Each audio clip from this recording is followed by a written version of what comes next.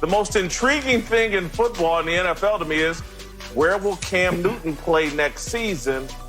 And according to the NFL Network's Ian Rappaport, Cam Newton still sees himself as an NFL starter, but he's still jobless right now. And teams like the Los Angeles Chargers drafted Justin Herbert.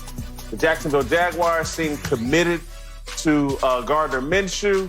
A lot of conversation about Cam and the New England Patriots, but the reports indicate Cam Newton isn't on Bill Belichick's radar. All right, is Cam Newton, Marcellus, is he making a mistake holding out to be an NFL starter next season? He's not making a mistake. It's just, timing is everything, and this is horrible timing for Cam Newton in terms of how he's being perceived right now in the public and upstairs in executive offices. Let's just look at this situation for Cam Newton and realize it is what it is.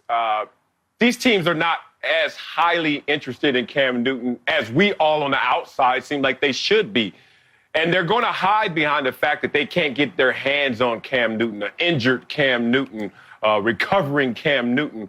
But it didn't stop them from drafting the two, and it's not going to stop any of their transactions if they really desire that prospect. So right now, what they're using in this social distancing and this time is this is the moment where they're humbling Cam Newton and letting them know exactly he's not a priority. And if you want to come into our building, it's going to be at a lower cost and a humbled spirit. And all of this time right now is taking punches at Cam Newton, not only financially, but in terms of his psychology and approach to the game. They're trying to put a point of emphasis of team first if Cam Newton's going to be in any situation, backup or starter. But Cam Newton as a starter, I hate to say it, man, I don't see the landing spots that he can find himself conveniently being a quarterback based on the reality and the circumstances. All right, let's roll out to LeVar Arrington's crib in Pasadena. Meant to do this at the top. LeVar Arrington's going to join us, and we'll get his insights on whether Cam is making a mistake holding out for a starting job. Well, again, looking at the situation, you would have to be turning down opportunities to be signed as a backup.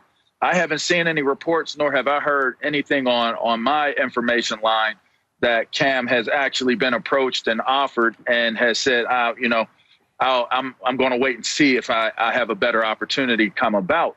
I think the longer this thing drags out, the harder it's going to be for Cam, not only to possibly start, but to have an opportunity to play on a team. As crazy as that may sound, I think that this is a scenario that he's not holding out for a starting job. Cam Newton needs to be trying to get a job. Let's start there first, and then let's transition from getting a job to possibly being a starter within that job. See, I do think he's holding out to be a starter because take Jameis Winston. I felt like he was more aggressive in terms of, look, I'm going to go somewhere and be a backup. Let me put myself in the right situation with the New Orleans Saints, with Sean Payton and Drew Brees, and take a year to learn and then try to restart myself as a starter. Cam Newton, according to Ian Rappaport, and if you follow his social media feed, Cam Newton seems to see himself as an MVP candidate in waiting, out to prove all of his critics wrong and anybody that's given up on him. And so all of his posturing publicly through social media, he's carrying himself like he's still a starter. He's still a guy that just needs the right job and he'll be MVP again. And so I think that has made a lot of teams reluctant. And listen, his agent wouldn't be doing his job, LeVar, if he wasn't out pitching Cam Newton to different teams. And look, based on his talent, if he were making the right pitch, I think some teams would be interested. But to me, clearly, Cam Newton, based on social media, based off the reporting of Ian Rappaport, he sees himself as a starter, and that limits the number of teams that are actually interested in it. It not only limits the type of teams that are or the amount of teams that are interested in him, but it's going to continue to make it harder for the teams that are interested in him to bring him in. I think to have the mentality that I'm coming in as a starter, I have been forgotten about. People have stopped believing in me. I'm going to prove you wrong. He is a former MVP. He is a former overachiever, a number one draft pick. He has all the accolades. Some of the things that can help you, it's like going in as a normal civilian to get a job that has a degree. More often than not, you won't come out with the job, not because you weren't good enough or didn't interview well, it's because you're overqualified. And I think the realm that Cam Newton is finding himself in currently, by the way he has played his videos on social media, the things that are being reported that are coming out, you have limited yourself to a very, very small window of opportunity to get onto a team based upon what posture you've taken going into your being a free agent right now.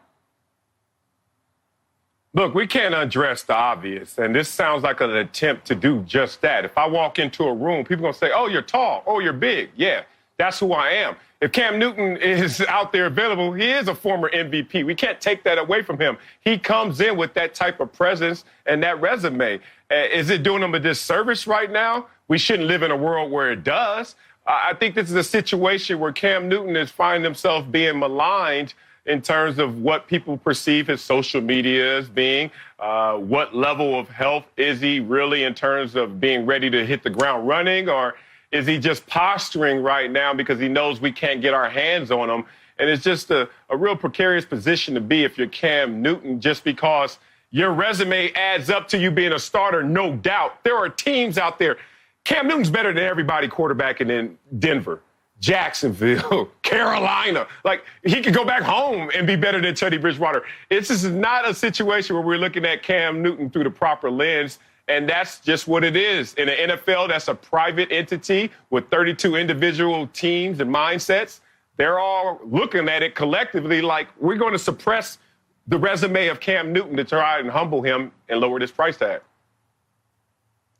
Listen, I've been beating this drum all offseason, and I'm going to continue down this path. We kind of segued to the second layer of this conversation. To me, I've been trying to impart wisdom on the Cam about his social media activity. And so I'm going to try it again with a different analogy. There is an art to being a number two. And Cam Newton has not figured out that art. And he's not really interested in being a number two.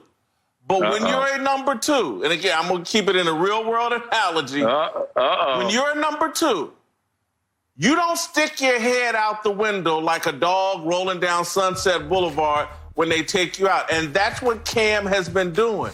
And so teams are sitting there saying, hey, man, these windows are tinted for a reason. Baby girl, put your head back in the window, roll that window up. You're a number two. You're not number one right now. You're a number two. Get off of Instagram. Quit trying to position yourself like you're still a number one. You're a number two. These windows are tinted. There's tint on your resume right now. Injuries, run out of Carolina, whatever. Cam doesn't know how to play this role, and it's hurting him. That's what I've been trying to explain to y'all the past couple of weeks. Are y'all finally concerned about how Cam, and Marcellus, start us off, are you concerned about how Cam is handling this offseason? No, not at all. I'm not finally there. I don't care how many pictures you show me of Cam's head out the window. No, I'm not there. Look, I'm going to be very frank and blunt with this. Cam did not mishandle his offseason. Cam mishandled playing in season when he tried to play hurt, buying into the team philosophy, and he suffered and died on his sword. This happens to many of players, all of them lesser than Cam Newton typically, so we don't know their stories. I can even raise my hand in saying this, but Cam Newton, 6-2 before injury. If Cam Newton just taps out and doesn't play that year, we don't have that bad film on him. He comes back preseason, gets hurt. Cam Newton tries to play a couple games. They shut him down. All of a sudden, we're looking at Cam Newton in a completely different complexion. And I bring that up because if you look at a guy who actually said, I'm not going to continue to play her, I'm actually going to tap out, call me what you want, I'm about to red shirt retire, and then come back and you're going to forget about all the bad play and then just remember the highlights, it's Rob Gronkowski. Rob Gronkowski, in his last 3 years, 2 of those 3 years, he was substandard Gronk. And Gronk, instead of just keep playing and plowing through it, just decided, let me chill, because I'm giving y'all bad film. And now we're looking at like the second coming of Gronk, where if Cam Newton would have not mishandled his playing season, we'll be looking at it like the second coming of Cam, a former MVP. He misplayed playing, not his offseason. No, I can't agree with you on this one. I think for the very reasons that you're putting out there, Marcellus, is the reasons why he's misplayed his offseason. I think if he uses social media the way that he did, you're posting these videos that are empowering and motivational and inspiring. It falls in the line of when Rocky said life is going to knock you down and different things like that. And, you know, you get knocked down to see if you can get back up, you know, from Dark Knight. You know what I mean?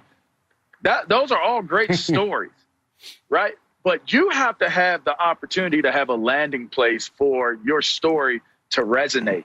If he gets signed earlier, while everything is going on, these videos are going, he gets signed, then now it's not lingering. It's not, okay, he's got all of these videos showing that he's healthy. He's got all these messages that he's putting out there, subliminal or direct. But you have no team.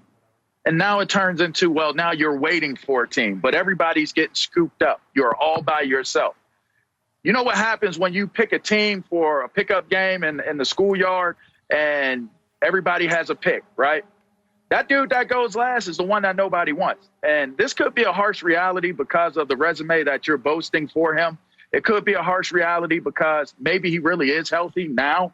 But when you put out that type of content and you're still on the market, this isn't about you waiting on being a starter. This is about you trying to preserve the lifeblood of what your career is going to ultimately end up being. And so for that, I think the longer this takes, waiting, I said this before the draft, if you wait till the draft, you are putting yourself in a very, very much more compromising situation than you already are in. And now the draft has come and gone, and that has played out, and it is true. He's not been signed. This is not a waiting game to be a starter now. This is a, can I preserve and actually save what's left of my career from this moment on? LeVar, stop. Yes. And I love you, and you're making my point for me, and thank you. You just basically said what I've been saying, which is pro sports is no longer a meritocracy. You just gave me a soliloquy on content versus completion percentage. We're talking about where sports was supposed to have this narrow focus in our world, that all we give a damn about is how you're getting it. And Cam Newton on the football field gets it. And he's not given that proper reception because of content on social media, where Gronkowski was allowed to party while injured, redshirt, retire, and come back, and everyone's excited. Where Cam is not in that same position. Hold on. Quarterback. Look, it's happened to quarterbacks as well. If we want to go content, you could go into the college. Who? Johnny Manziel? Where he at? Hold on. Kaepernick? Where he at? Here, you ready? Colin Kaepernick. Who? Where he at? That's my point. If they shorten your career based on other factors, then they're not doing what sports was intended to do, which is just say blind out everything else. Don't give them all the power. Let's focus on the reality. Marcellus, you're giving them way too much power. You can shorten your career based on your attitude. Your mind controls your level of success, your behavior, the whole 9 yards. My point to Cam. Really? Let's quit pointing fingers and blaming everybody else. Short geniuses make the pros? Cam Newton, again, Cam Newton's got all the physical gifts. It's what's between his ears that's keeping him out of the NFL. If he handles this situation properly, he will be an NFL quarterback again. His first step is acknowledging I'm a number 2, not a number 1 right now. There maybe he'll hit a lottery ticket and maybe Bill Belichick will change his mind. Who knows? Maybe Jacksonville will change their mind. But right now he has to be a number 2 and the best number 2 possible. His social media screams out No, when I show up in that locker room, whoever your starter is, if it's Ben Roethlisberger, it doesn't matter. I'm here to be the MVP of the league, and teams don't want to deal with that right now. They're committed to these other quarterbacks. Go in and play the role of number 2 and work it back into being a number 1. Cam's attitude is wrong. He adjusts his attitude. People will see the talent, and they will sign him. Thanks for watching. Subscribe here to get the latest from the show. And be sure to check out more of the best clips from Speak For Yourself, or go watch a few segments from our other shows on FS1.